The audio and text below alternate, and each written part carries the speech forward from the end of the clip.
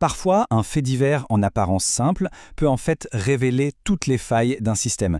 Et c'est exactement ce qui s'est passé il y a quelque temps après une agression dans le métro à Paris. Un événement qui a déclenché un incroyable imbroglio, à la fois administratif et politique. Allez, on décortique cette affaire. Alors, tout commence le 26 décembre. On est dans le métro parisien, sur la ligne 3. Là, un homme agresse 3 femmes avec un couteau. Forcément, la police intervient tout de suite, mais c'est le début d'une histoire qui va s'avérer bien plus compliquée qu'une simple agression. Pour bien comprendre comment on en est arrivé là, il faut repartir de la base, c'est-à-dire les faits bruts tels qu'on les connaissait au tout début de l'affaire.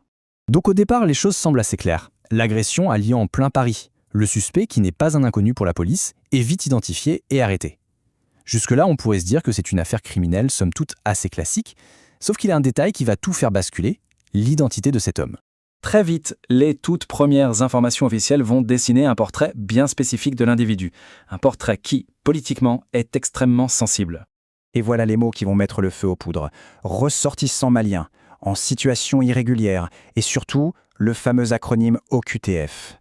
Cette description, elle ne sort pas de nulle part, hein. Elle vient directement du ministère de l'Intérieur. Et ça va complètement orienter le débat public. Bon, cette fameuse OQTF, qu'est-ce que c'est exactement? C'est une obligation de quitter le territoire français. Pour faire simple, c'est un ordre d'expulsion. C'est une décision administrative qui vise un étranger qui n'a pas le droit de rester en France. Et c'est un outil qui est au cœur de tous les débats sur l'immigration. Et le ministère de l'Intérieur va même plus loin. Il donne des détails sur pourquoi cette expulsion n'a pas été exécutée. Apparemment, l'homme n'aurait pas fourni les bons documents d'identité, ce qui aurait empêché d'obtenir le laissez-passer du Mali pour le renvoyer.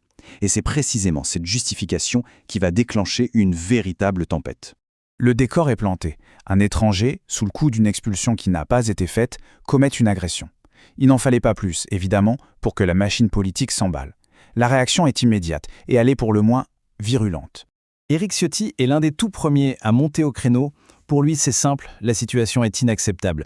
Ses mots sont très forts et il pointe du doigt ce qu'il voit comme une grosse défaillance de l'État.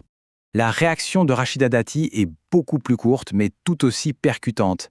Laxisme coupable. En 2 mots, le verdict est tombé. Elle met directement en cause la responsabilité politique. Et enfin, Valérie Pécresse, qui est la présidente de la région où tout ça s'est passé, enfonce le clou. Le message est le même venant d'une partie de la classe politique. L'État n'aurait pas fait son travail. Il aurait failli à protéger les gens.